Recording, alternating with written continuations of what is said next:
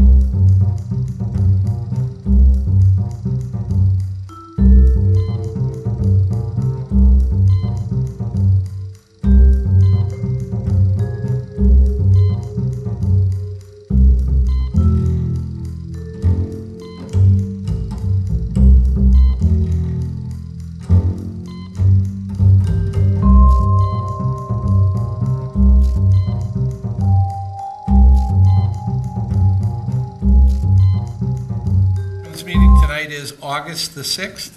If you'll all please join me in the Pledge of Allegiance. I pledge allegiance to the flag of the United States of America and to the republic for which it stands, one nation, under God, indivisible, with liberty and justice for all. Okay, first up this evening, we have a liquor license hearing. Notice is hereby given under Chapter 138 of the General Laws as amended. JNV Ventures, LLC, DBA Stone Love and Pizza Company has applied for transfer of ownership on an all-alcoholic common victual license located at 271 Main Street in Falmouth, Mass. Just for disclosure purposes, I'm the holder of an all-alcoholic seasonal liquor license, and for the applicant. Is someone here to speak? Yeah. Want to come up? Good evening. Hi there. This is the first time I'm doing this, so I don't know. Do you ask questions, or I have to put in an application for a transfer of the liquor license for Stone Lovin'? Okay. And my understanding is that it first has to go through the board of the town, and then it goes to Boston for the state. So. Okay, and a lot of times, and it's not necessary, there's an attorney that represents the applicant, which in this case is fine with you. Yeah. Just tell us a little bit about yourself, whether you've been in business or not, because we are going to approve a license for you. Sure. Or not approve, so Right. we want to hear a little bit about your background and, Okay. and whether you've ever been involved with liquor or things of that nature. So I owned a pizzeria in Bethel, Vermont for 5 years. It was a beer and wine license, and I held that for 5 years. I didn't have any sightings or any issues whatsoever during that period. Before that, though, I was an engineer with General Electric for 2.5 years in mechanical engineering and turbines in power plants. And I hold a master's in engineering in mechanical engineering, civil, well, minor in civil, minor in math, and minor in material science. Okay. And would you like to tell us the hours of operation that you're applying? At the moment, summer hours are 11 in the morning until 10 during the weekdays, and then Friday and Saturday it's 11. And then in the winter, I think we close at 9 every day except for weekends, which is 10. Okay. And on Tuesdays, I believe that the previous owner, Scott Lopes, had an event going on open mic night, so he stayed open a little later on Tuesdays. So we would be going based on the same hours. I believe they were 11 a.m. Monday through Saturday to 1 a.m. Right. Yep. Okay, and then on Sunday from noon until 1 a.m.? Until 1 a.m., yeah. Okay. Just a referral, just for folks' information, from the police department, Chief Anthony Riel, the department has no problem with the issuing of this permit. There are current permits in place for both the building and the health department. I'll open it up to questions from the board. I have no questions. Would you state your name, too, for Yes. the record? I wasn't quite sure how to pronounce it. I'm sorry, it's John, John, Antonakakis. Antonakakis. Yes. Okay, thank you. I noticed that you did not apply for an entertainment license. Is that something you might want to do later on, or at the moment? I was planning on keeping everything the same as what the previous owner did, and he did not do entertainment. Now, entertainment is like a bar where, how do you define entertainment? What does that mean? Mr. Well, entertainment would actually be whether it's amplified music, meaning a stereo system, all the way to the fact of if you have an open mic night, we would want to make sure that you come back and get an entertainment license, because that would be required. I believe the current operator has one, but it's not always part of the transfer of the liquor right. license. Could I get that as part of the transfer? Mm-hmm. I'd like that. Well, you can't get it tonight, you're just going to have to apply for it separately. Okay. If you contact the office again, Okay. Diane Davidson, and she can help you with that application process. Right. Okay, I'll do that. Okay. Okay. Any other questions from the board? Do I have anyone in the audience who'd like to speak for the license? Have anyone in the audience who'd like to speak against the license? Okay. Do I have a motion from the board? I move approval of the transfer of license. Second. A motion and a second. Any further discussion? All those in favor? Aye. Opposed? Ayes have it. Good luck. Thank you, thank you. One last thing. In this town, we require that you and your staff are all tip certified. Yep. So please make sure that you're going to have to provide that when your application comes due on an annual basis. Okay. But to pick up the new license, you'll also have to show proof of tip certification. Okay. On that point, I took a class, and I was confused because coming from out of state, I wasn't sure what the requirements were for the state. And I knew that I had to be tip certified, like you mentioned.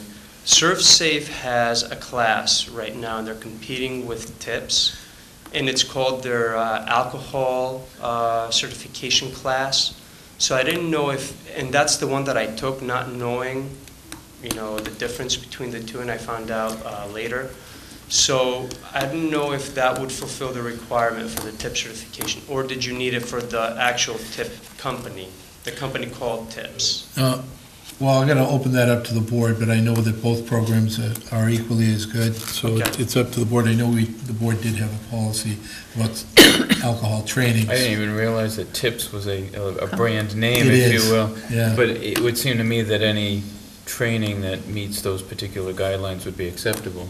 Okay, ServSafe is typically a training program for kitchen safety, right, with which they've now moved over for to alcohol. for alcohol as Yeah. well. As a matter of fact, it's a requirement of the State Department of Health to have a ServSafe representative on every premises for every common victual license. Okay. A question, does that program give you a certification when you complete it? They do. Okay, well, that would be, Yeah, I think, that's acceptable. satisfactory. Yeah. That's fine. Okay, thank you very much. Okay, thank you, good luck. Thank you. You're Bye-bye. going to keep all the same equipment and menus and Yeah, everything is going to stay the stay same. the same? Okay. Keep it simple. Okay. Thanks. Yep. Okay,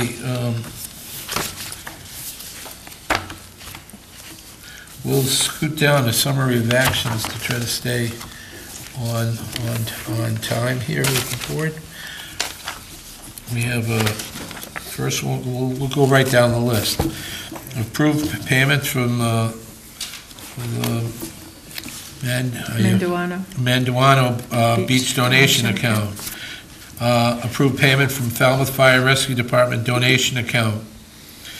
Appoint Veterans Council Committee representatives. I'd just like to hold that one too. Authorize town manager to execute a license agreement from the Mass DEP requesting permission to access town-owned wetlands for field evaluation. Number 5 is a hold. Number 6, request for change of hours for the Children's Carnival in Marina Park on 8/10 and 8/11. Mr. Chairman, I move approval of 1, 2, 4, and 6. Second? Motion and a second. Any further discussion? All those in favor? Aye. Opposed? Ayes have it. Okay, the first one will be approved Veterans Council Committee representatives. As the board knows that I just wanted to hold this for only one reason. I wanted to make sure this is just like a regular committee appointment, so we wanted to make sure that folks out there knew who their representatives are.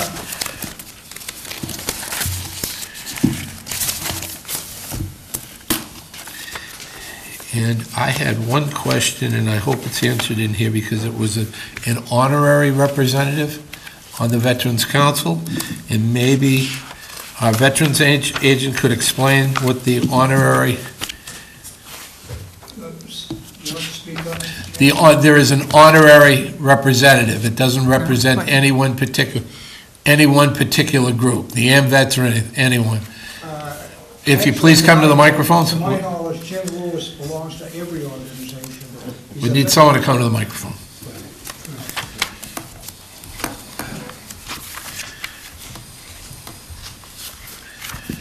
Jim Lewis is a member of every one of the veterans organizations. He's a veteran of 4 different wars, and he's been a vital asset to the Veterans Council, and still transports people to the veterans hospitals on his own. So we feel that he's a valuable member and a great representative of the Board of Selectmen on the council. We would like to keep him there as a member. Again, my chairman, I think, concurs. Well, and now that I see this in the file, just so I can read it, he has held the honorary appointment since at least 2003. He's a veteran of 4 wars. He's not a voting member, and that was the area where I had some questions, because your group constituted a committee, and you do vote.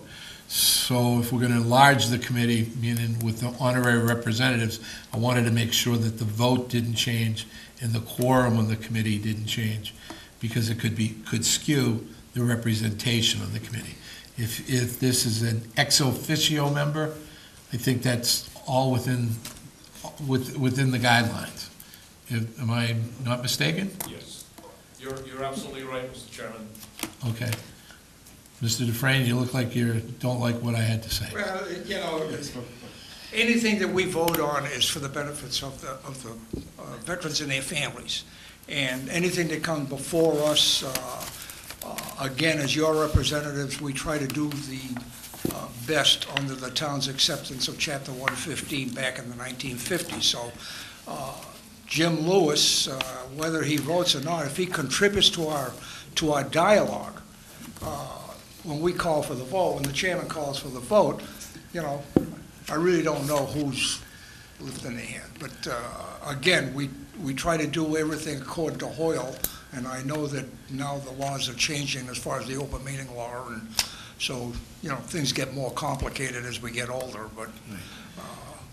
And that is the reason I'm bringing this up. I understand, Mr. Chairman. And not only that, your group is so cohesive, but that does not mean that you may not, at some point in time down the road, get into an issue that one group or the other doesn't agree with. And if we skew the voting and don't do it based off of the statute, I'm a little afraid that. Fully understood, Mr. Chairman. And, Okay. we'd like to keep Jim Lewis on the board, and as a voting member. If possible, we'd like to keep him as a voting Yeah, member. if that's possible with the board, keep him as a voting member, that would be great. If not, then, I don't think we can change, okay. I don't think he can represent, in other words, then we would have people applying to be voting members who probably, although he appears that he's great, I don't think we can change the makeup of the committee. Okay, we understand. Okay. That's fine. Pat? Well, my memory doesn't serve me well tonight. Are these only one-year terms? Because this says until June 2013. So it's each year they're reappointed. Okay, fine. We Okay. have to be appointed every year. Is that right? Yes. Yeah, I didn't know that. No, those 3-year terms. 1 year. That's why Ahmed should be speaking and not you.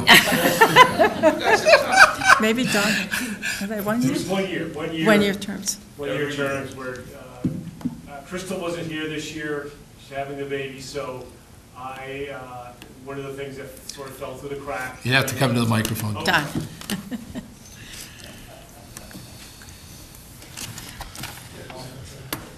Yes, Crystal wasn't here, and I'm trying to pull it together, and there's one of the things that slipped through the cracks, so it was a month Sit there, late. 1 year. But I will be on top of it next year.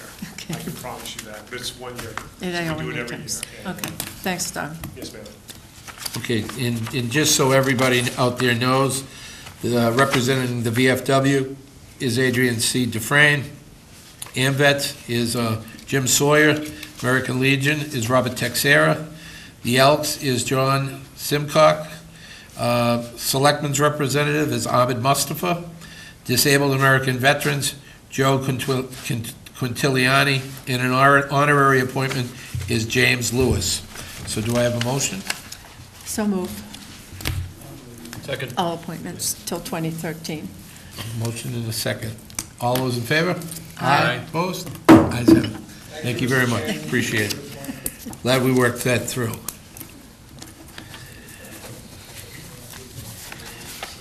So that takes care of, All right. oh, we have the, Next is approved request for special events, the Dream Cruise Car Show, Peg Noonan Park. Mr. Mustafa, you asked to be heard on this?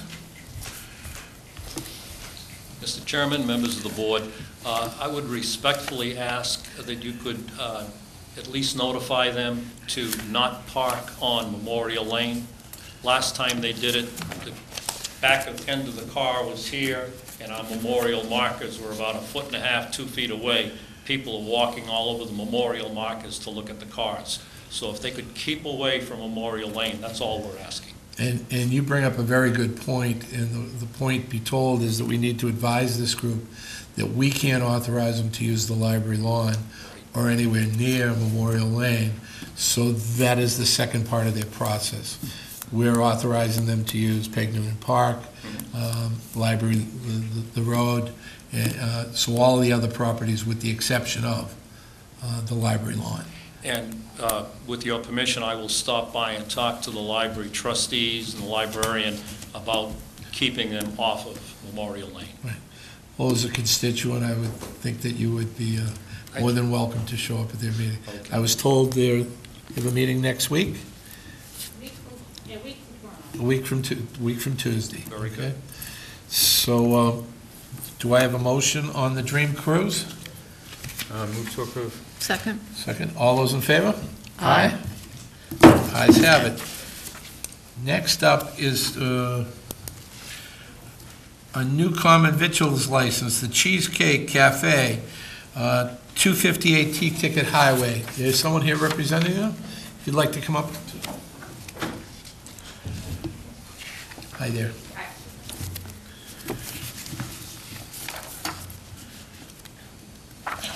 Can you tell us a little bit about what you're doing and whether you've ever done this before? I've never done this before. I've been a nurse for the last 15 years at JML. This is a completely new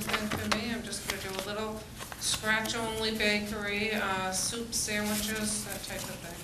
Okay, and do you realize that have you made contact with the Board of Health, and there has been something at this location in the past? The building department doesn't have a problem with that, so. No, everything's been approved. I guess there was a French bakery there years ago, so. Okay. Does the board have any questions? No? Do I You have can a- do it. Do I have a motion? Take my word for it, you can do it. Do I have a motion? Move to approve. Move to approve. Do I have a second? Pat? Second. All those in favor? Aye. Opposed? The ayes have it. Just for folks' information out there, Selectman Bragger is ill this evening, and Selectman Jones will be arriving by 8 o'clock this evening, so just so that folks know what's going on, that we're tuning in late. The next up, we would move to, we're done, how about something from the town manager's report? Certainly, Mr. Chairman, thank you. A few update items. Work continues this past weekend on the foam insulation removal from Town Hall, which we've talked about in the past. Last weekend, previous weekend start of work went well, and has been noted, work will be continuing on multiple weekends outside of normal Town Hall operating hours through completion of that removal. On this past Wednesday, I was pleased to attend the meeting at the Museums on the Green of the Falmouth Historical Society, at which the State Cultural Facilities Fund grants to arts organizations were formally announced. This includes a $100,000 grant to the Historical Society to facilitate completion of construction of the Society's new Education and Visitors Center. A second local grant was made to the Falmouth Artists Guild. Congratulations to our two very prominent organizations for their successful work there. As an aside, the Education and Visitor Center construction at the Historical Society is very impressive and continues to progress. Also, Mr. Chairman, members of the board, we have begun our review of the Finance Director applications. I do anticipate beginning the interview process later this month. Stay tuned on that. Our staff work continues on the ESCO, which is an energy services company concept for undertaking certain designated building-related capital improvements. We've spoken about that a few times in the past few months with the board regarding working with the town and the school buildings to address our most urgent capital building-related needs. As the board will recall, we do anticipate proposing this performance contracting ESCO concept for the upcoming fall town meeting. This would allow the town and the school to address, as I've noted, a number of timely and critically important building improvement energy saving issues with this model, which has been successfully authorized by state legislation and used very successfully in a number of municipal applications in the Commonwealth. Also, Mr. Chairman, the narrative adjustments which the board authorized last week in the town's comprehensive wastewater management plan. We talked about this last week, of course. Those are being placed in final form for review by Selectman Chair Kevin Murphy and me in the coming week. We have been working on those updates, and we're nearly completed. Following this, the CWMP will, of course, be printed in the appropriate quantities and will be transmitted to the State Department of Environmental Protection and others for the mandatory ongoing review process. I also wanted to advise the board, you'll recall that recently the board concurred in the appointment of Town Planner Brian Curry as the town's interim appointment to the Cape Cod Commission. We have since learned that Brian is actually not eligible to serve because he is not formally a resident of Cape Cod. And we were not previously aware that one had to be a resident of Cape Cod to serve. So I want to advise you, Mr. Chairman, members of the board, will be seeking other applicants. The reason that you'll recall Brian was appointed was that others had not responded to a vacancy for which we'd advertised. So we'll continue our work in that area. And that concludes my report, Mr. Chairman. Thank you. Okay, we'll move back to the agenda. The next item up is a presentation of certificates of recognition. I'd like to, is Don Hoffa here? If I could get Don to come up and talk a little bit. Don is the superintendent of the Falmouth Beaches. How many hours do I have? Whatever you'd like, Mr. Hoffa. Thank you for allowing me to be here tonight and to present these young people to you. I also am thankful for the representative of the Beach Committee that's here and the parents. And before Bruce, by the way, my assistant, sends his regrets. He has some problems that he's taking care of today. And before I present the honorees, I'd like to introduce you to my leadership, at least on the lifeguard side, and I'd like them to stand up when I call their name. Marla Manning and Lisa Roger. They are responsible for a swim lesson program that involves anywhere from you can sit down now. 200 to 400 young kids from 4 years old all the way up to 15 in various stages. And then I have Kelly McCarthy and Eric Getchell, my staff guards. They run the beaches. You don't even need me. I shouldn't say that, but they do all the scheduling and the discipline and what have you. And I'll tell you, those four young people I'll put up against anybody as far as their leadership qualities. You need leadership. They weren't forced to be here tonight, by the way. I'm not paying them to be here. You guys can sit down. But they've done an outstanding job, and I just wanted you to meet them. They all have a few years under their belt, and I believe Kelly and Eric will be leaving after this year. If you read the letters to the editor of the Enterprise, we take hits every once in a while from well-meaning people. We have 80 kids. I shouldn't say kids, 80 young men and women between the ages of 16 and, say, 22, somewhere in there. And they're out every day, so you can imagine that we're not perfect. We strive for perfection. But once in a while, we you know, who is perfect? You know, we strive for perfection. And let me just tell you, they get that expression, when the rubber hits the road. Well, you're going to see 3 kids tonight. When the rubber hit the road, they responded. So I feel very proud of them, as you might imagine. And while they're being honored, I just want to point out one other thing. On that incident, our parking attendant played the role that was meant to be by clearing a path for the ambulance, making sure the ambulance knew where the incident was.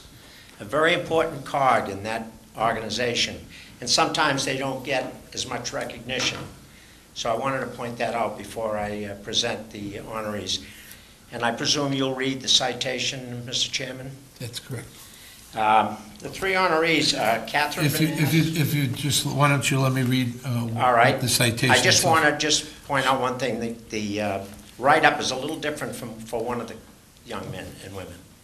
Okay. They're not all the same. Okay, so when you call out their name, I'll read the citation. Catherine Vaness. Catherine Vaness, if you could stand up, please. Is honored by the town of Falmouth for her outstanding performance of the duty as a lifeguard on July the 22nd, 2012, responding to a life-threatening incident in the waters off Old Silver Beach and performing emergency CPR on a victim under extremely demanding conditions, and is awarded this certificate by the Falmouth Board of Selectmen on the 6th day of August, 2012. And we're going to have you come up afterwards, if you can just remain standing. And then we have Michael Libertini, who has the same proclamation. Michael, thank you. In honor, Michael is honored by the town of Falmouth for his outstanding performance of the duty as a lifeguard in the town of Falmouth on July the 22nd of 2012 in responding to a life-threatening incident off the waters of Old Silver Beach and performing emergency CPR on a victim under extremely demanding conditions. It is awarded this certificate by the Falmouth Board of Selectmen on the 6th day of August 2012. Now, these two young people are old hands. They're all veterans this is their second year. The young lady I'm going to present to you now is what we call a rookie. And she did a marvelous job. Her name is Tia Arathis. Would you stand, Tia? Thank you, Tia.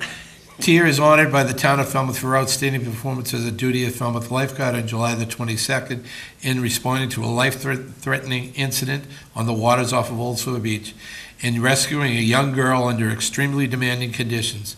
And it is awarded this certificate by the Falmouth Board of Selectmen on the 6th day of August. Before I hand you these, I'd like to thank each and every one of you and each and every person that works on our Falmouth beaches.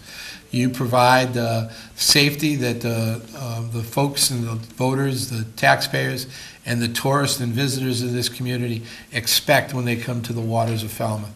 And on behalf of the entire Board of Selectmen, I'd like to thank you for your efforts. And please extend our thank you to the rest of the group that's there. You may not be thanked day in and day out. It's a tough job some days. Some days it looks very glamorous to other folks. But we all know that, you know, things like this occur. So you have to be ready, willing, and able at any given time. And we appreciate your service. So,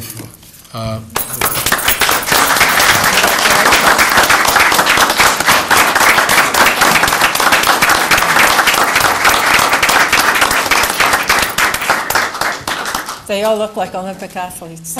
I've been watching too much TV. They're all in good shape, that's for sure. Pose to the guys and break out his camera here. Okay.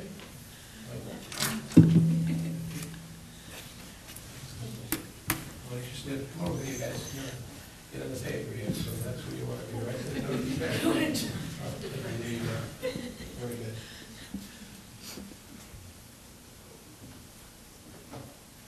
Okay, thank you. Thank you. Would anyone else on the board like to make any comments? Okay. No, I think you said it all very well. And I see members of the beach committee here tonight. Thank you for your leadership in helping this group, and we appreciate all your service. Thank you very much again. Thank you. Thank you. Nice job. If you want, you can go home and rest up for tomorrow. Now we're all done.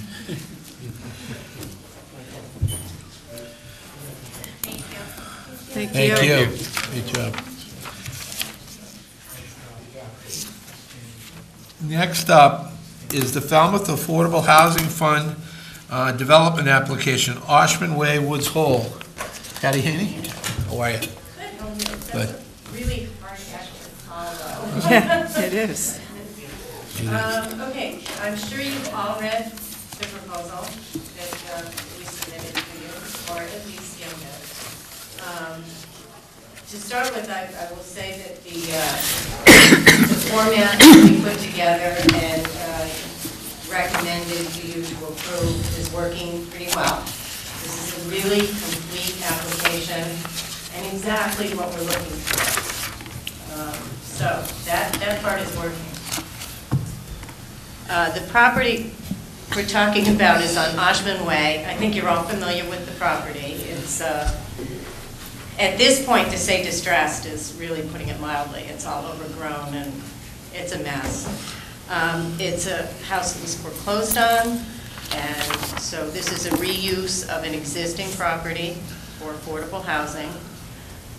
It does have a history, as most of you also know. It is part of a mitigation, per se, of the Chris Wise project that is proposed for Woods Hole. And I mention that mostly because it makes the documents a little messier. Mr. Wise promised $400,000 of mitigation to purchase this property as a replacement for putting an affordable in his Wise Living in Woods Hole, which is a fine thing.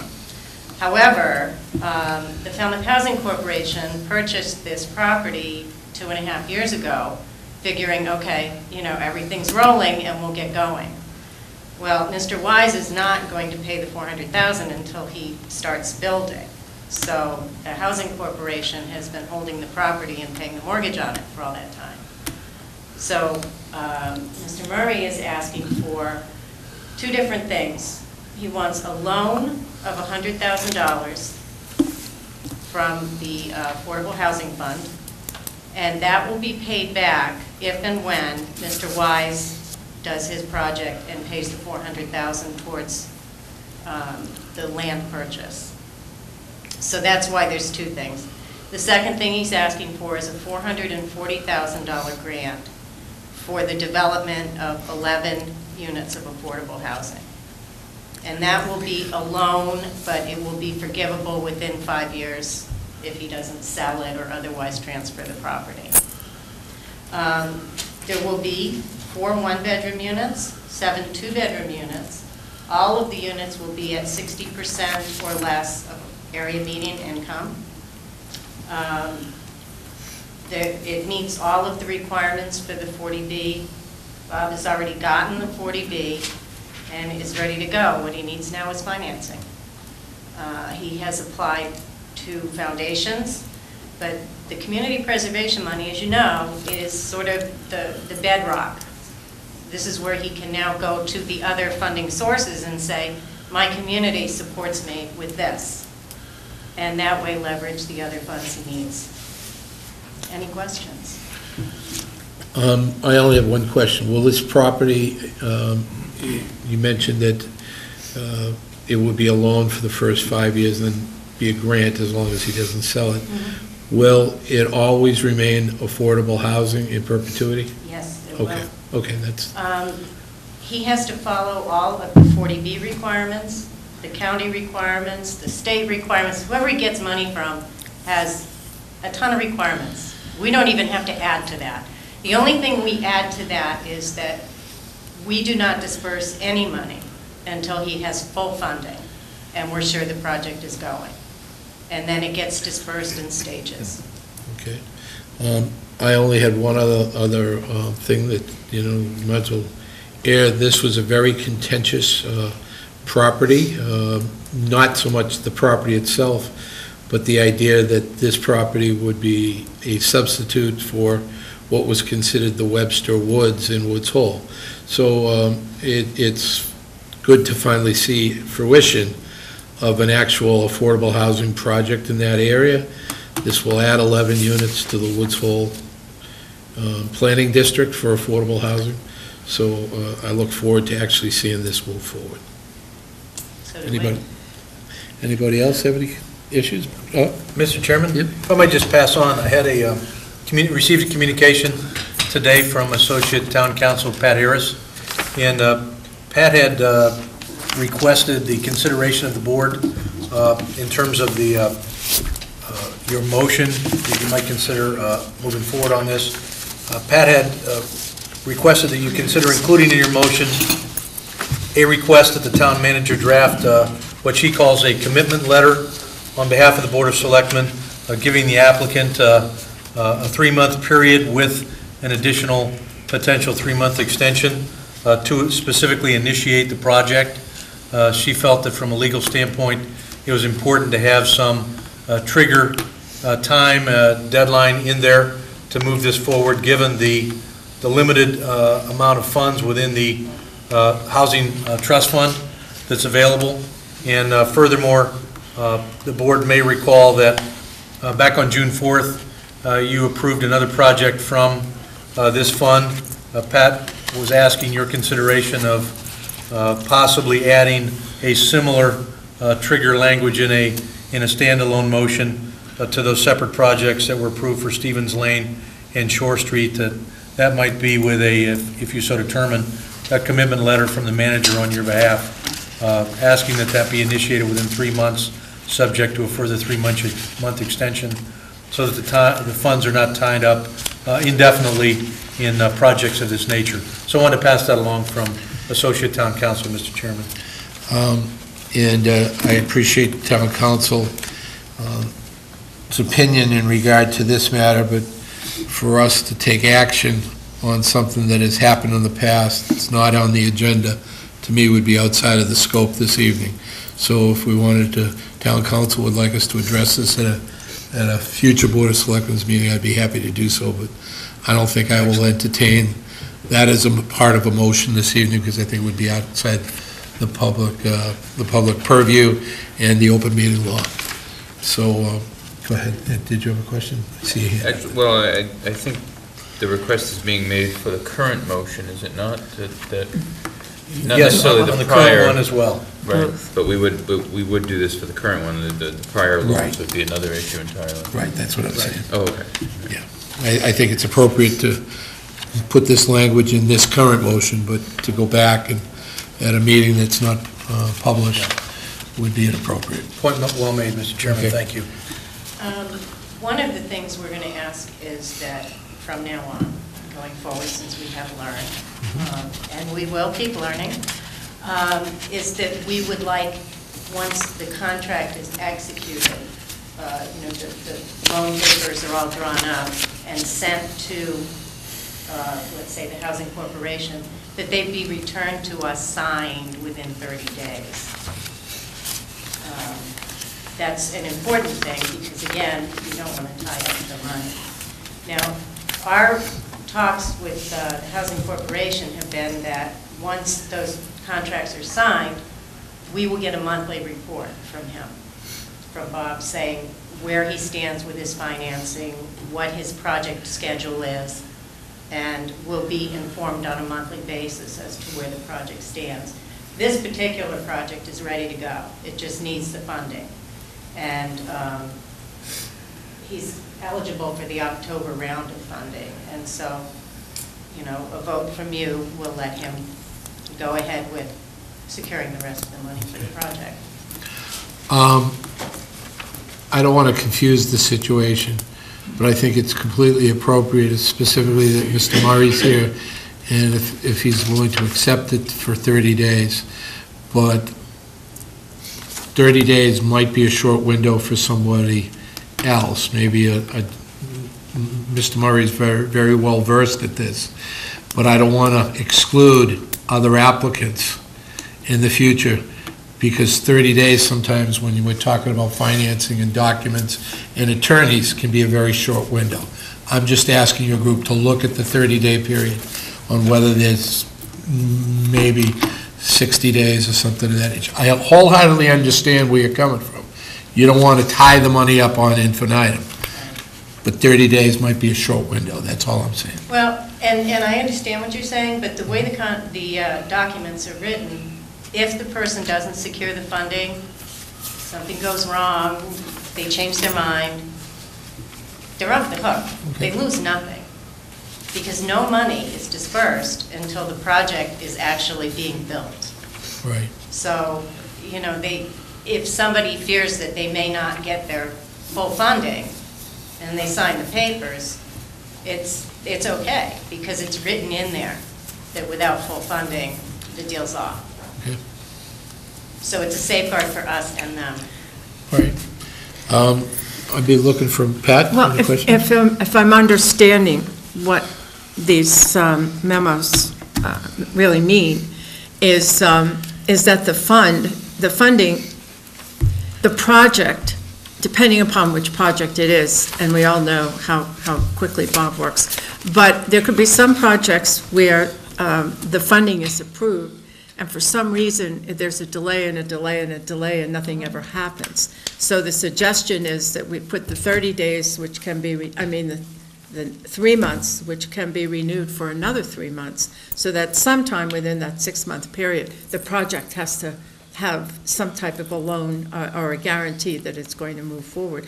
And that kind of makes a lot of sense to me. And that's what is really in there. But you say you don't even need 3 months. All you need is 30 days. That's is that just right? To sign Or- the loan document. That's just to sign what the this document. isn't that the same thing? No. No. Once you Are we sign- talking about two different things? Yes. We're talking two different things. She's talking 30 days to sign the loan document. Talking about 90 days to actually start the process. generally speaking, it takes much longer than that to Right, get the that's what funding. I- But that's why the monthly reports, just so that we know. You know, and let's say for some reason you can't get the loan documents signed in 30 days, fine, get in touch with us, we'll give you an extension. But we have to have a communication, and that's what we're trying to ensure. Sometimes it takes a year or two to get financing, sometimes it takes much longer, and that's fine, as long as we're in communication with the person. But you're comfortable with tying the money up on a particular project for that long a period of time. Suppose you committed the money and then in 5 months, another project came along that was really great and the money was there and you couldn't do it because your money is still tied up waiting for this other project to become funded. And that's going to happen. That's going to happen. Yes, it is. The way funding works, that is what happens. And that's why we have to be careful what we choose. If you have to come to the microphone, either one. Deb? Patty has expressed it quite well. What we're talking about is a communication tool, sort of, with this commitment letter. It's asking any applicant to sign it within 30 days. It's not saying you have to get your funding or financing within 30 days. We know that's not realistic. So it's letting us know that you are moving forward with your project and keeping in touch with us. And that's what we're trying to ensure. Experience has shown us that that doesn't always happen, and it's sort of left out there, so we don't know what's happening. So it's not saying, Bob, you have to have your financing in 30 days. You know, as long as he's giving us a monthly report where he stands, that's fine. So it's just signing that they're going to sign this commitment for within 30 days, so we know that they're proceeding. It's not saying financing has to be, because we know that's not realistic. Then what happens if they don't sign it in 30 days? What happens then? Well, that's where we are right now. Okay. And You get your report each month, and then you would make a determination as to what you might do, whether you might extend it or not extend it, depending upon what the issues are? If we had a deadline, we would make that decision, that at least we know we've got a deadline to work with, that we can be enforced and say, we'll take this away, this contract away, or this commitment away, if you don't let us know what's going on. So we have no leverage if CPC has no leverage if there's not a two-way commitment, is really what it amounts to. I think the bottom line is what they're saying is the last one we did, they didn't have a deadline. So it's out there in limbo, and they can't pull it back. Right now, what they want to do moving forward is, on these projects, is put a deadline that you're either moving forward or you're not, or at least stay in touch with them so they continue to put extensions on there as they move forward. They have some leverage to pull the money if they need to. Yes. To summarize that? Yes, and I think it's not even possible to say you've got to have your financing in 3 months, because this is the first piece of the puzzle for this project, because that's where it starts locally. So the monthly reports, that's all we need. And if we don't get them, then we know where he lives. But we also have a signed agreement saying that he will be doing that. Okay. So, are there any other questions? No? No, all right. Mr. Chairman, I would move approval of the request for the Falmouth Affordable Housing Corporation to supply I would move approval of the Falmouth Housing Corporation's request for Falmouth Affordable Housing Funds for the development at Oshman Way pursuant to the terms in the August 6, 2012 memo from Patricia Harris, Associate Town Council, to Deborah Converse, Community Preservation Planner, and also that the signed loan documents be returned to the Community Preservation Planner within 30 days of the applicant's receipt of the loan documents. Thank you. Motion, do we have a second? Second. Motion and a second. Mr. Chairman, could I Yes. clarify, was that to intend a commitment letter as well? That was not in the paperwork that Associate Town Council sent along, I don't believe. You mean the 30-day commitment? He mentioned the... No, a 3-month with a 3-month extension. Or is there a preference not to have that? Our preference is to do the monthly 30 days. reports. Well, obviously the 30 days to sign the contract, but then the monthly reports, because you really can't finance something in 30, you know, Okay, so 90 I days. guess whatever town council passed on to me was different from her communication to you, so I stand corrected. Thank you. And also, we're going to be drawing up the loan documents with those kinds of things hammered out with Associate Town Council, so. So I have a motion and a second. Is the board happy with that motion? Do I have any further discussion on it? Do I have any public comment on it? A motion and a second. All those in favor? Aye. Opposed? The ayes have it. Go get them. Thank you. Thank you. Before I go, can we, No, you can't have any more money. as of tonight, stop calling this Oshman and start calling it Tantico Woods? What do you call it? Oh, Tantico Botanical. Woods. Botanical Woods? No Tantico. No technical. Botanical. He was an Indian that was the first Indian that sold land to the settlers in Woods Hole way back when. And so we thought, since this was going to be the first affordable housing in Woods Hole, that would be a nice tie-in to that first land transfer. No Tantico? Yeah. Yeah, So we hope to see a It's on sign the- there it's on the shortly? documents. There will be a sign there. And then we're going to have a burial for the Oshman signs. Okay. Thank you. Thank you, Bob. Thank you very much.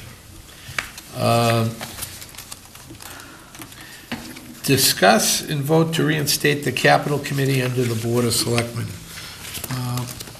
If the, reminder to the board that the Finance Committee, under their direction, had set up a subcommittee to discuss capital projects and funding of the capital. The board also is aware that this past spring, we set up a capital stabilization fund, which was partially funded, and we went to the voters to, with a debt exclusion, to ensure additional funding for that capital stabilization fund. That didn't come to fruition, so the town does have capital needs. We do need to find a means and a method to pay for these capital projects. One way or another, the town's government, its trucks and its vehicles and our buildings need to be maintained. How we do that will be left to the Board of Selectmen to work with town meeting to find a solution to that.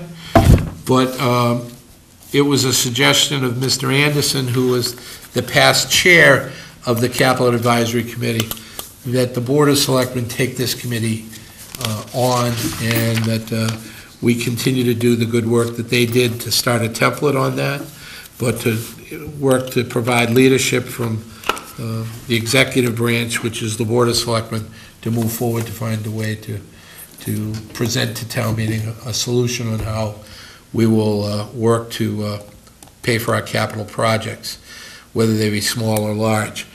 So I'm going to open this up to a little discussion. The former group had, if I can go through this, Gary Anderson as their chairman, Peter Boyer, Paul Sellers, Peter Giacomosi, Heather Harper, Jill Irving Bishop, and later added to that as a guest was Julian Suso and Tony Tarazzi, the finance director.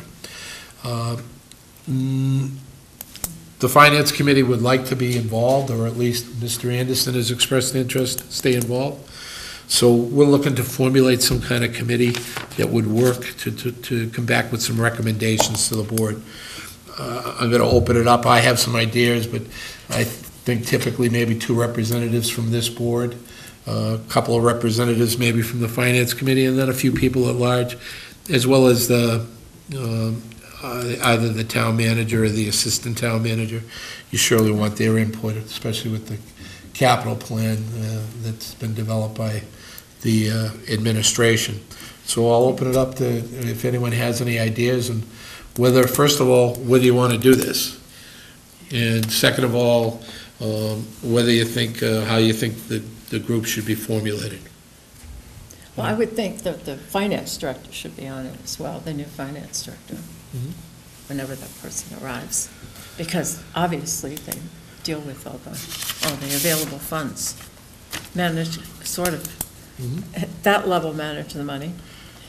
So a capital, interesting. Interestingly enough, I was appointed to the Capital Advisory Committee in 1991. It was like in June of 1991, I think, and then in the fall, there was a vote to change the charter and eliminated the committee, so I never even went to a meeting. That was a long, what is that, 20 years ago, 20-some years ago? It was on the charter back then. It was in the charter then, but it's not in the current charter. I mean, but this was a citizen, well, this is kind of a citizen advisory committee. As I recall, it didn't really have any, it must have had people from the finance committee, and the moderator, I think, was on it as well. But I think, this is 25 years later, so we have to really think about the times, and the complexities certainly are a lot different than what they were 25 years ago. And I do think that I like what the other committee did, though they had the different, the levels of urgency, I guess you could call it. What we needed right now in the 5-year and the long term, and the department heads were very much involved in that. So I like what they did. I guess the question is, they kind of formed it themselves, didn't they? The finance committee sort of formed it? Because they saw a need and they saw what they thought was inaction by our group to do that. Well, again, keeping in mind, this would be an advisory committee that would report back to the Board of Selectmen suggestions.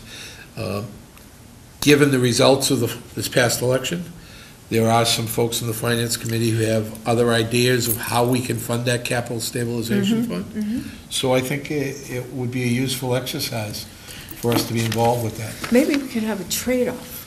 If we go with that and fund it, maybe we could then trade off some of the things that we do here and turn them over to the town manager's office. Some of the Let's keep the discussion on one item at a time. All right. All right. Yes, Doug.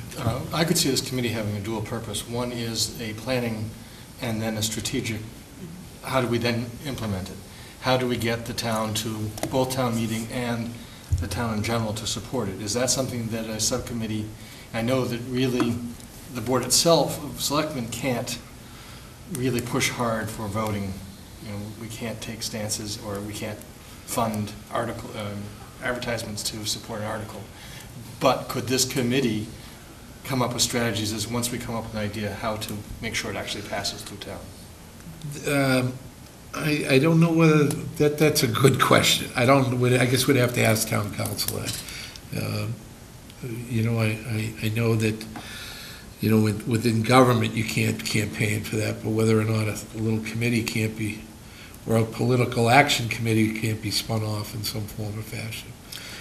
Well, remember with the wastewater group, the water quality management group, when they came up with the plan, and they needed the votes of town meeting, and then it had to go on the ballot. There were a group of people, they were citizens, and they were, and somebody was the chair, and they raised money, and they bought signs, and they printed up handouts, they went to the post offices and handed it out. Right. So maybe there could be a group that could be formed that might help the capital committee educate the public. Right. It wouldn't necessarily have to be those who hold positions, like on the that are members of the finance committee or members of the board. I mean, I don't want to put the cart before the horse here either. I mean, we don't know necessarily whether there might be other alternatives. There may be other ways to fund capital. We can look at those. And I think that might be, I think it was a good wake-up to this board last spring, that the voters rejected it, and it wasn't by a very narrow margin either. So it was a very large margin. So for this board to put its head in the sand and think that we can come back and just wage a campaign and it's going to happen is, in my mind, not going to happen overnight, that we may have to look at other alternatives to be able to finance these type of capital projects. I mean, they need to break them down. Some of the water things might need to be paid for.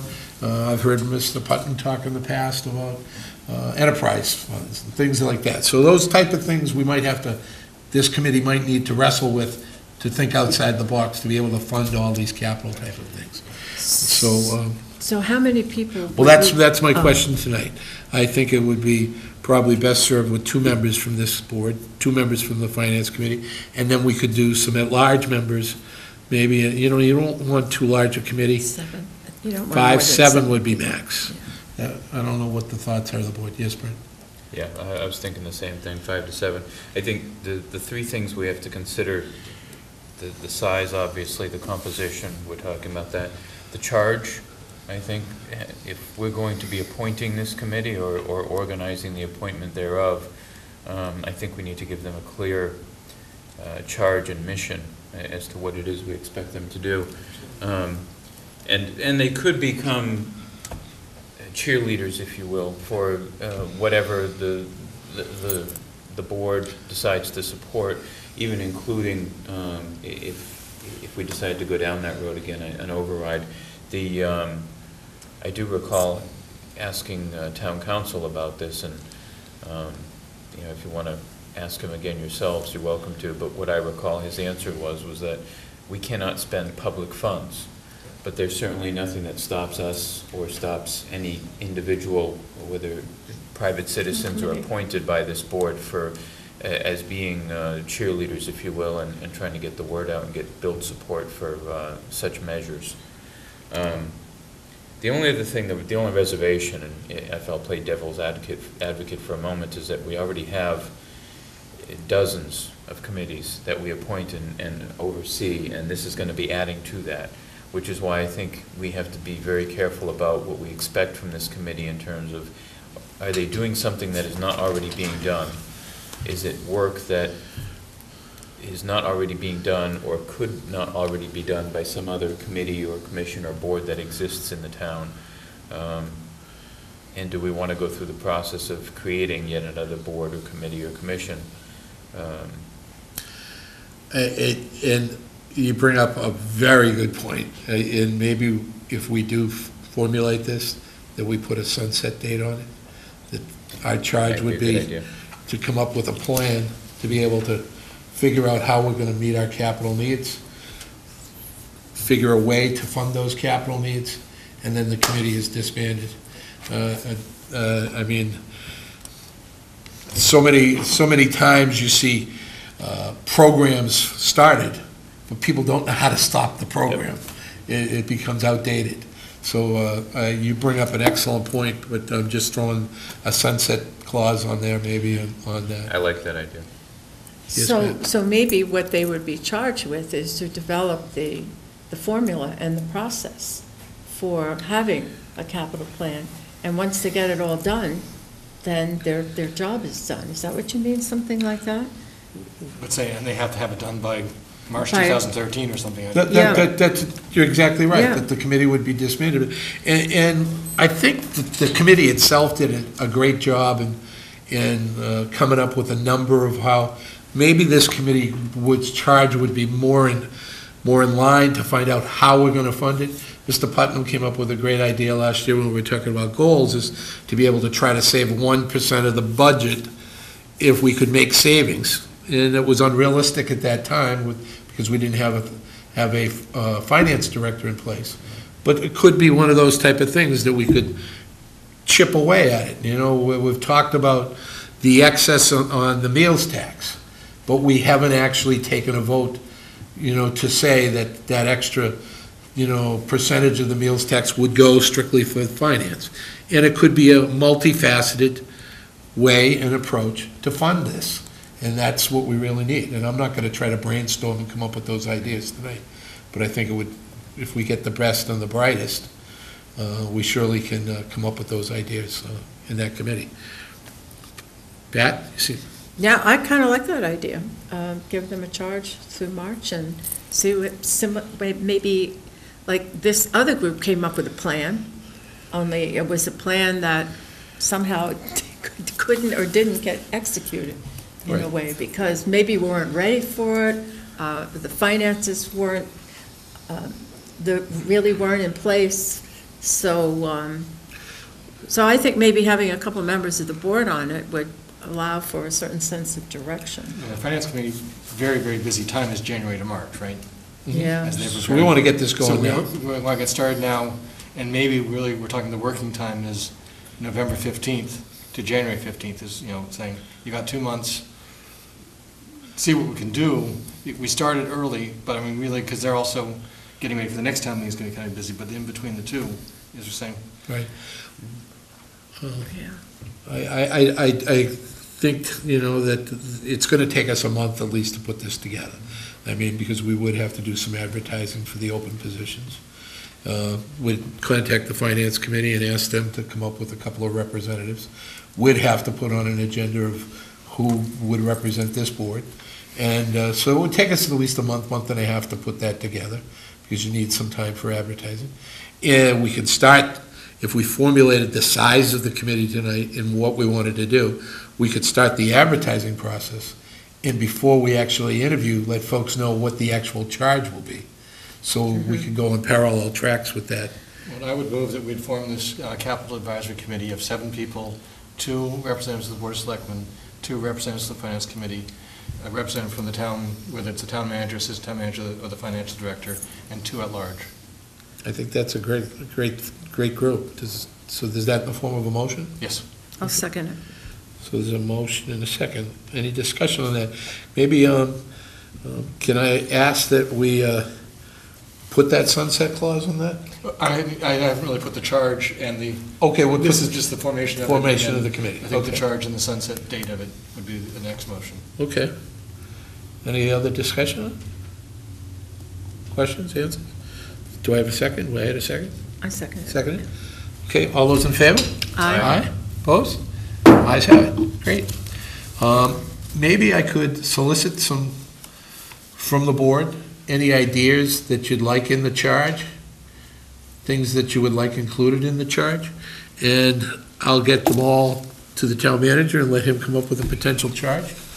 How does that sound? Okay.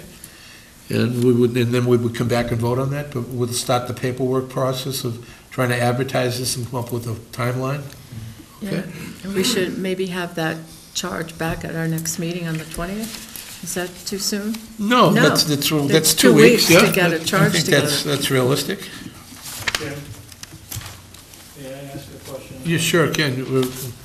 Is it in regard to Yeah, this the committee? motion has- Yep, right, come right up to the microphone. Thank you.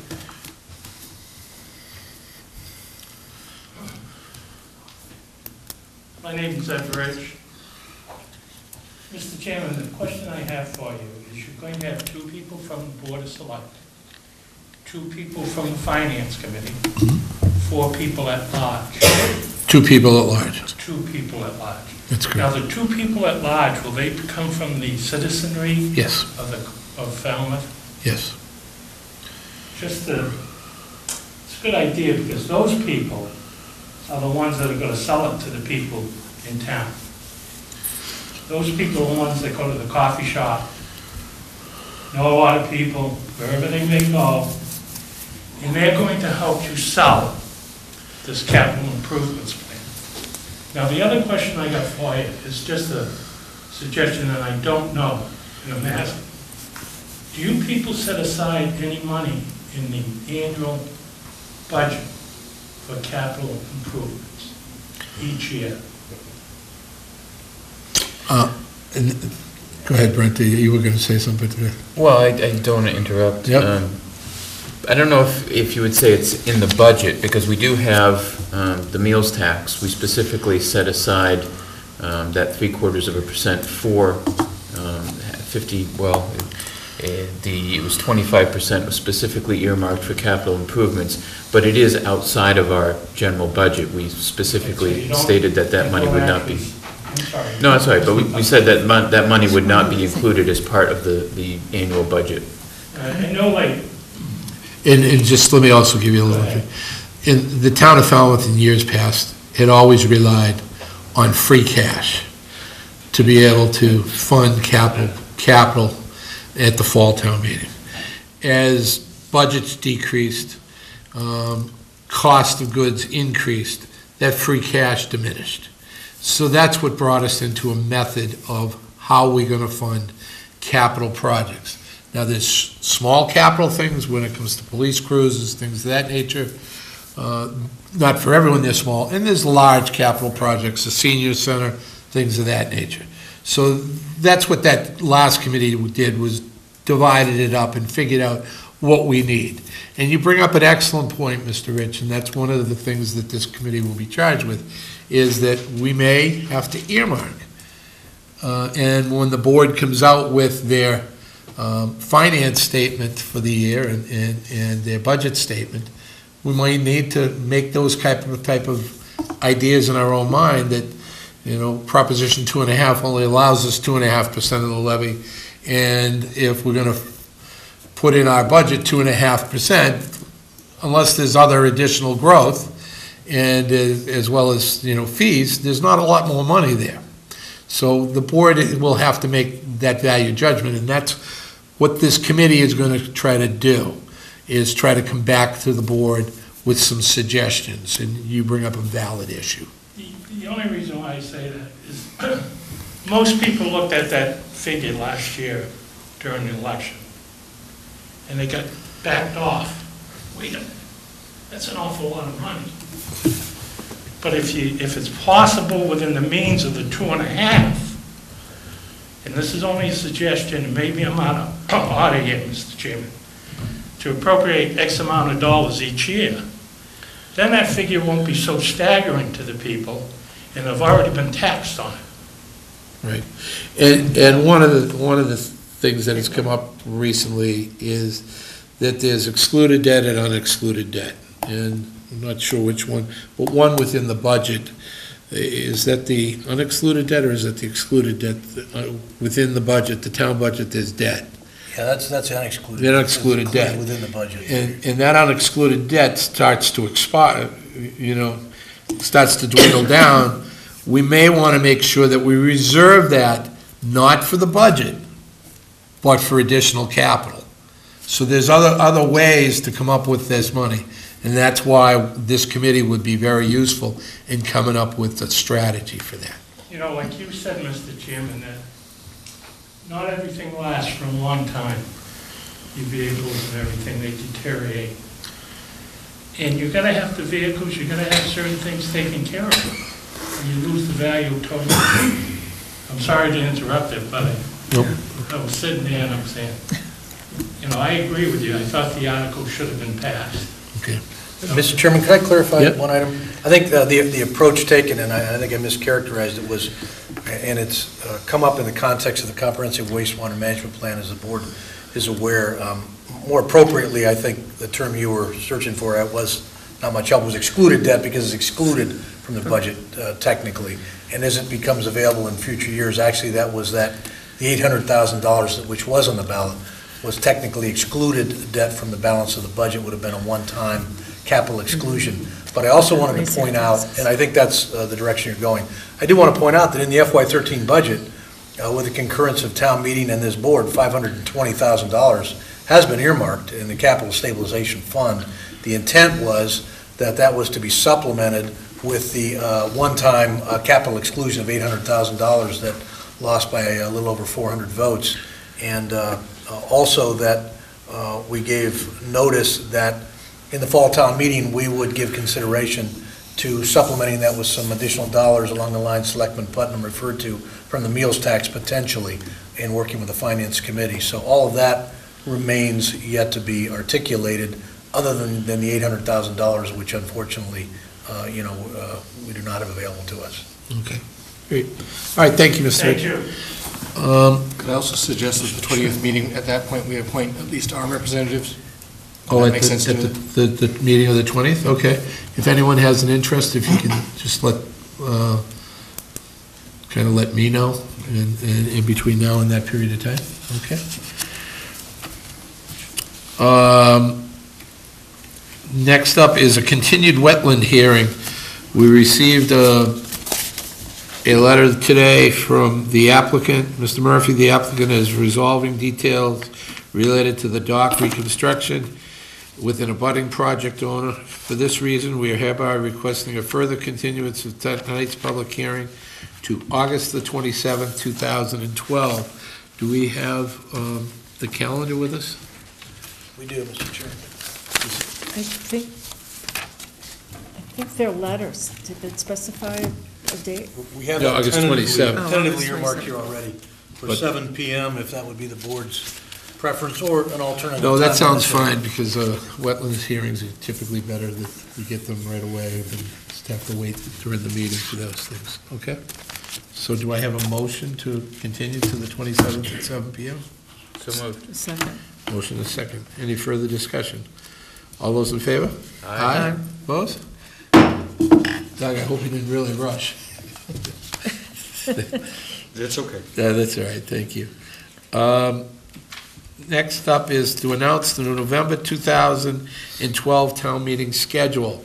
I did want to bring to the board's attention, I received a couple of phone calls from the Charter Review Committee in regard to their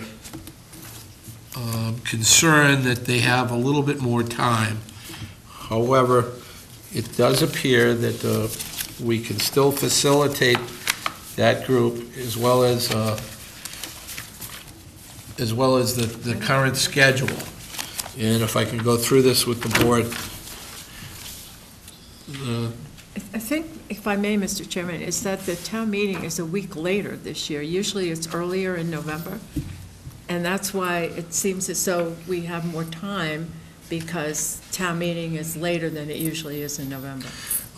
That's very true, But the timeframes are still the same. timeframes are the same, and there's a very large matter that's being handled by town council that could not facilitate an extension of this. There's a trial that will be taking place that town council wouldn't be able to devote if we moved this date a little further on. Meaning if we move the 17th date, vote the articles and execute the warrant to the 24th. So if I can explain, to be able to keep the Charter Review Committee happy and be able to stick with this, I'd like to be able to let folks know how we can facilitate that. Well, I have a question. It seems to me that the timeframes for all of these events to occur would be the same, whether the announcement was made August the 1st and town meeting was moved up a week. The timeframes are still the same. It's just that town meeting is later. Therefore, everything else is a week later than usual. So there's no bumping it up a week, because it still has to follow the same schedule. Right. I agree with you, but what they requested was going An an additional week. So to facilitate them, we would hope to have a original presentation on the charter issues on September, because of the holiday, on September the 10th. It would give the board a week to be able to digest those recommendations. And then the following week, on the 17th, we can make a vote on whether we accept those all of those charter issues, and then vote the articles and execute the warrant after that in that same night's agenda. So in fact, we would have the time frame to be able to meet what the Charter Review Committee wanted. Okay? Does that sound fair? Yeah. Yes, Frank? Just one question, though. So we wouldn't actually be closing the warrant until... They would hold a place. So we'd put a placeholder article in there? Right. Okay. All right. That would be the appropriate scenario, right, Ms.? Correct. So if I can read this into the record, Selectmen would announce the annual town meeting on today, Monday, August the 6th. We would close the warrant on Friday, September the 7th. Selectmen would vote the articles and execute the warrant on Monday, September the 17th. We would publish the articles only on Friday, September the 21st. Selectmen would vote the article recommendations on Monday, October the 1st. We would publish the warrant recommendations on Friday, October the 26th. And then town meeting again would be on Tuesday, November the 13th, because of the Veterans Day holiday. So do I have a motion for that? So moved. Second. Motion is second. Any discussion on it? All those in favor? Aye. Aye. Opposed? Ayes have it. Very good. Thank you. And I think we were able to appease everybody in trying to do that. In all of your packets and with a follow-up email from the Assistant Town Manager today, we are continuing to try to get feedback on the strategic plan. And if anyone has any additional feedback, if not, I'd like to be able to instruct the Assistant Town Manager to be able to come out with a hard copy of this version, and then we would vote it at our next meeting. So does anyone have anything they'd like to bring up tonight, or would they like a little bit more time? Because this is a great planning tool, again, for all the department heads, for all of the committees within the town, so they understand the logic that came from the Board of Selectmen and the leadership of the community. I was very pleased with the document. I didn't have anything that I felt needed to be changed, and certainly appreciate the amount of work that Heather has put into it. Okay. Pat? Well, I had a couple of comments, if I might. Sure, go ahead. On the financial, economic stability, and community development, it's, well, there's not a page number. All right, It's okay, number so- 1. Okay. Item 1. Item 1. Yeah. Looks like this. Okay. Keep going.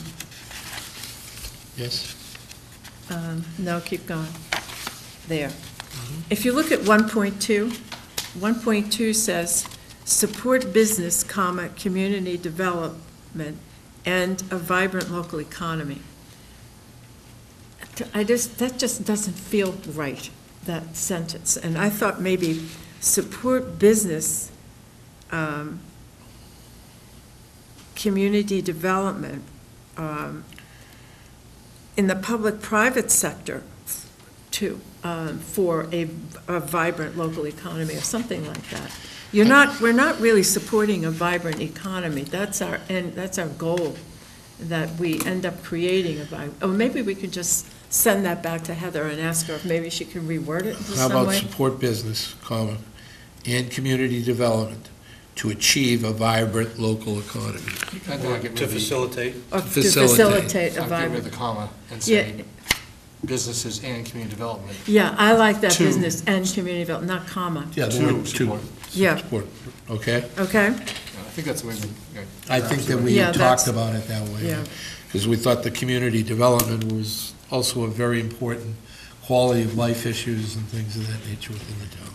Okay, on the action steps on the next page, 1.1.2, it says develop new service delivery options. You see that there? Okay. Yep. Then it says, for example, create rental inspection program to facilitate quality rentals, generate revenue, support needed services. I happened to attend the Falmouth Heights Mara Vista homeowners group meeting Saturday morning, and of course, they hadn't seen this, but they talked about that. But what they really talked about was having booklets available in rental units, so that when people who rent, that they create these booklets that say, these are the local restaurants, these are the rules of the road, in terms of alcohol, these are the places you can park, things that when you go into a rental unit, if you're looking for groceries, these are the stores, if you're looking for clothes or something like that. The East Falmouth Association just created a business directory for East Falmouth. It's absolutely fabulous. It has all the businesses in East Falmouth listed under their categories. And they want to do something like that. I'm just saying that Right. because it's sort of an extension to that. And that's getting into the weeds, because this is not a weed document. It's just like, up in the clouds. But I just thought I'd mention it. And then, Okay, and this particular item was to try to level the playing field, if we were, versus the short-term rental tax, and as well as the hotel motel tax. in lieu of the short-term rental tax, which we all do not think is going to be attainable. That's what this inspectional certificate is. And the thing, like what they were saying, and some of them do rent properties, is that sometimes people go into some rental units and they're really not in very good shape. And if there's a real estate group that manages them, they go in and check the ones that they're managing for owners. Right. They always check them, but if they're not being managed by a real estate company, then usually sometimes they don't. Right. But I thought that was something. Then on 1.13, prepare and submit a comprehensive annual financial report by June 2017. I thought June is an odd month to submit a financial report because the books haven't closed in June, and maybe September or October, Slightly either later would be of better. 16 or 17 might be better, because the fiscal year will have closed, and then there would be more information to actually create a financial report, if that's... What did you say, Mr. Sousa? I said, Yeah, shortly after, maybe rather than have a date, it might be appropriate to say... in the fall? It's just a Yeah, report by... following the close of, or within close proximity to the conclusion of that fiscal year. Yeah. For instance. By 2017. Yeah, right? yeah. How about financial report by 2017? An annual. Just put 2017. No date, June 30. And then, Yeah, within 2017. Yeah. Just All right. take the word June 30. just take the date out, yeah, right, because... Just leave but- 2017 there. Yep. All right. And then on 1.1.5, implement and sustain a community survey. And that's a great thing, because we have talked about it for a long time. But I thought the other step in there ought to be a way to review that survey and maybe have another forum on our sense of place, like we've already had 2 of them already. I think that would be appropriate as we update it after we get one in. Yeah, to what are we going to do with it now that we have it? We have to have some kind of a public forum where we talk about the results of it. And then, What was the date we had for that? there's, 2014. 2014. So we have a way to go. Yeah. But, and then, on the next page, develop a strategic vision for economic development, and that group needs a new member. It's the Economic Development Subcommittee. Wasn't Melissa on that? She was, actually. Yeah, I thought so. That needs a new member. Yeah, I just thought it. Well, I think that's probably part of, and I had mentioned it with the chair earlier this evening about the liaison assignments, and I think that would fall under that we have those appointments to make as well, so. And actually, the vice chairman has volunteered to help me with the Liaison. committees and the liaisons. So. Okay. Then the next one, 1.2.2, promote job growth through expanded land. And it says identify more land to develop. I thought it should also say and redevelop. I'm sure we talked about redevelopment, but I think it needs to be in there, because we don't want to just keep developing land. We should really be looking at redeveloping. I think we mentioned that. EDIC to develop and/or redevelop? That sounds good. Yeah, and Develop or is slash fine. redevelop. Yeah. But then it would be properties, not just land.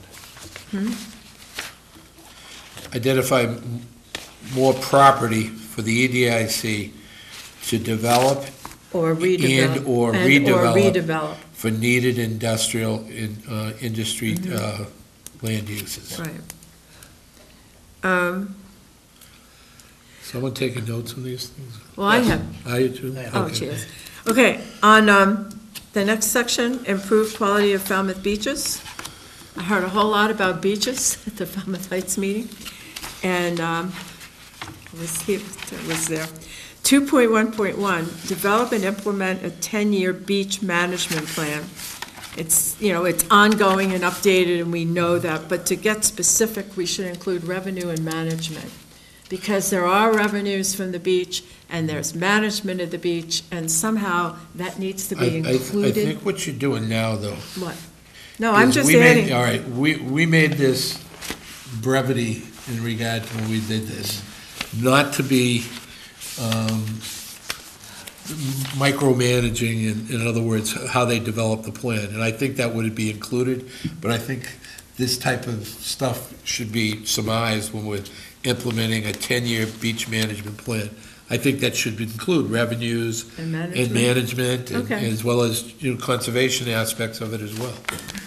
But I don't want to get to the I point where we're don't- expanding this to the point where we're going to get into dictating what we actually want folks to Yeah, do. that's really not my intention. Okay, And I I think know. that's my, Yeah. wait a minute. I just have, there was one under alternative energy sources, and I'm not adding to it. It's evaluate municipal sites. But I just wanted to mention that I hope you all saw the editorial in the Cape Cod Times that we are number 2 in the entire state behind the city of Boston for solar energy projects. Number 2 in the state. That's pretty cool. And then, let's see what else I have here. That's it. Okay.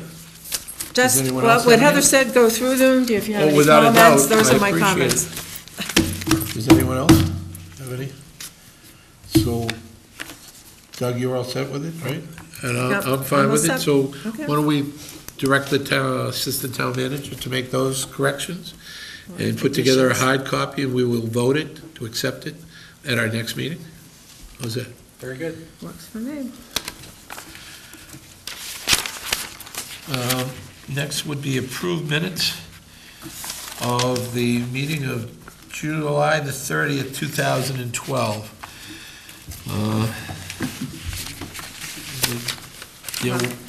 I went through all these, and I really didn't see anything. There was quite a bit of detail Yes. in regard to the minutes, so, Mr. Chairman, may I offer a Yes. couple of comments? sure. Thank you. On page 6, the next to the last paragraph, where it included the last sentence, grading options because they think it would damage the wetland, we were focusing fundamentally on the municipality's authority as clarified by town council, as the board will recall. So that last phrase I don't think is appropriate, the one that says, so a private contractor couldn't do it either. We were not, I don't recall, focusing on what we felt the rights of a private contractor would or would not be, so. So since just it- delete that last phrase? Yeah, it put a period after wetland and Wetland. delete the, so a private contractor couldn't do it either. That was according to my notes, at any rate.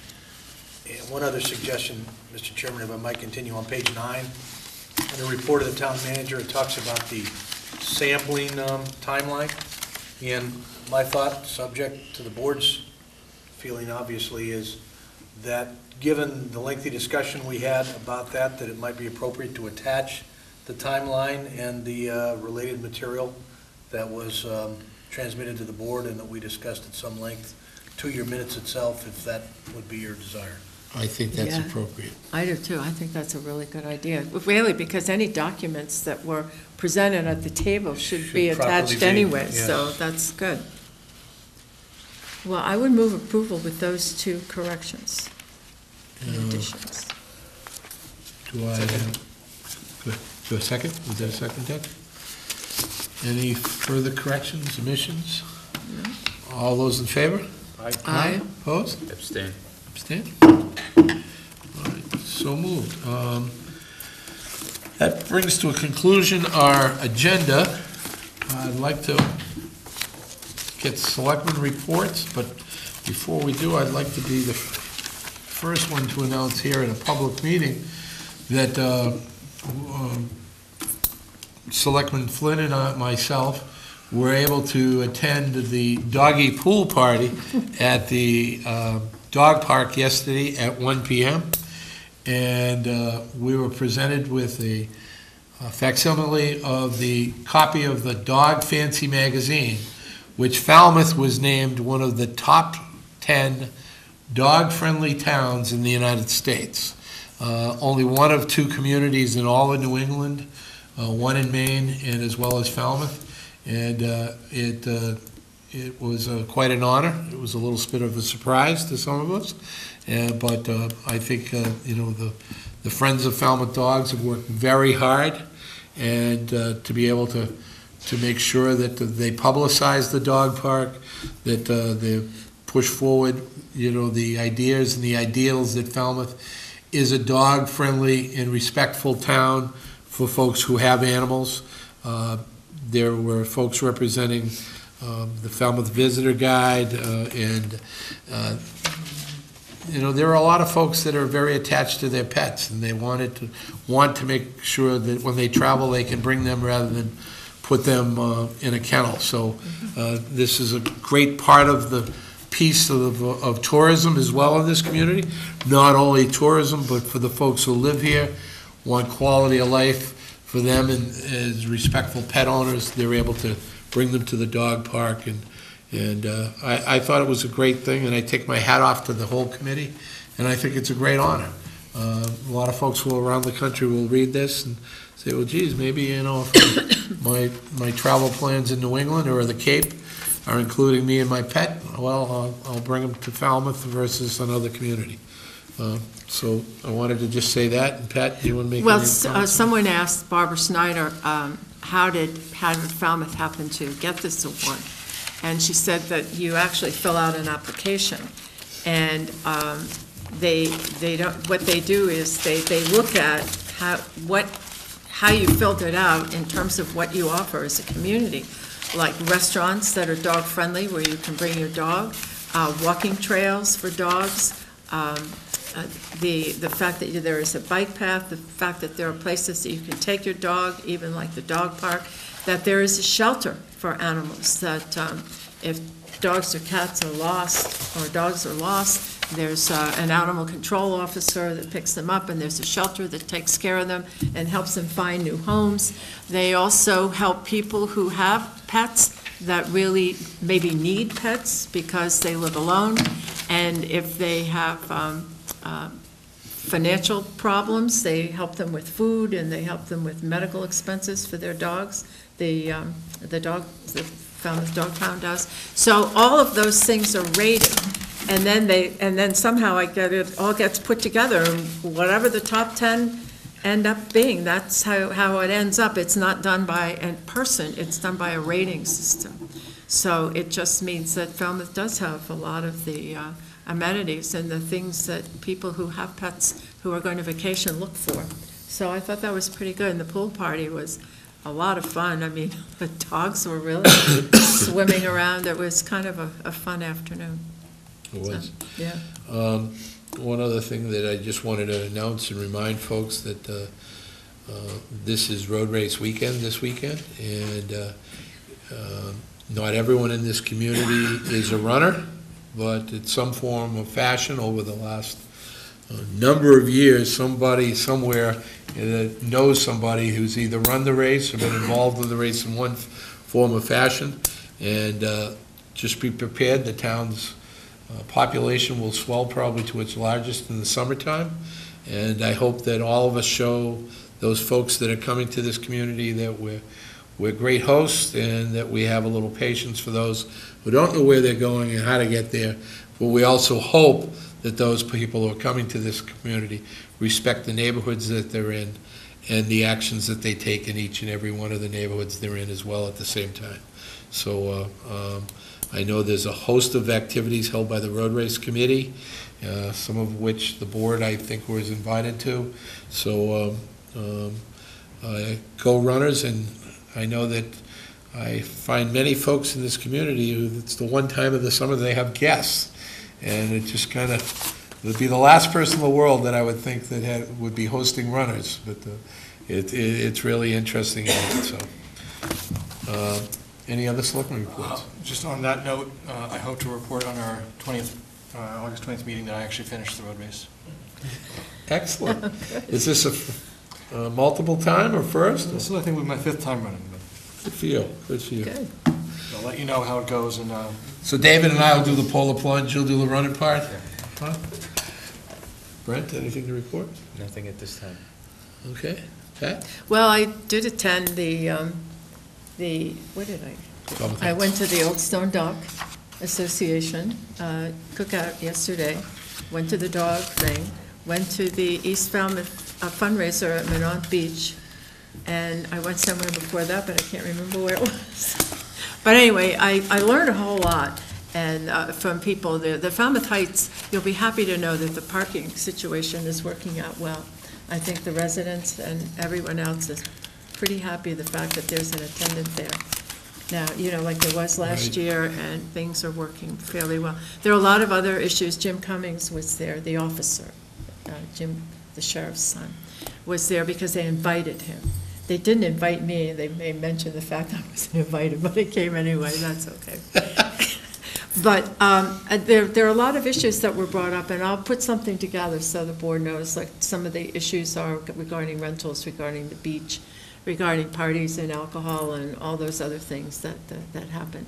But it was a very, very good meeting, and I was really glad I went, because as I was saying at the Old Stone Dock, that it's the village associations that come together that really make this a vibrant community, because they are so active and involved, and they do so many things for their own villages. And it doesn't necessarily separate them from another village. It really helps bind them all together in a way. And it's great to see citizens so active in their village associations. So I think it's really good. I think it's very good for our community that they do that, because it keeps people conscious of where they live and and the commitments that they have to make as citizens to their own villages. So. And it keeps the rest of us honest, because they all get together and they let us know their Yes, feelings. they do, and they do. And that's all right. That's part of government, and that's part of democracy. Just a reminder to folks out there, the Board of Selectmen will not be meeting next week. Our next meeting will be 2 weeks from this evening. So I'm sure we'll have a very good agenda at that time. Do I have anything else? Entertain a motion? You're all set. You're already done. Okay. Do I have a motion to adjourn? So moved. Second. All those in favor? Aye. Aye, opposed? Ayes have it. Great. You're all set. Good.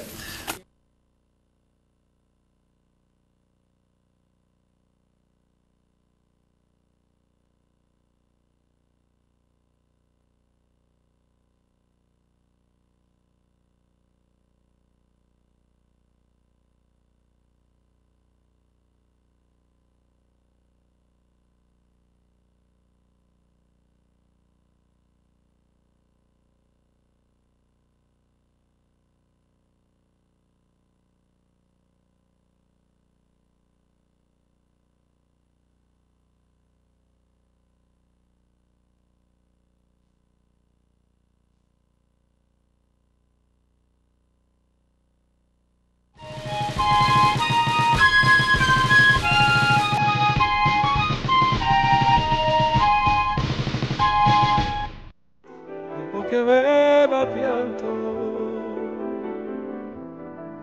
poi si schiarisce ed incomincia il canto. Te voglio bene assai,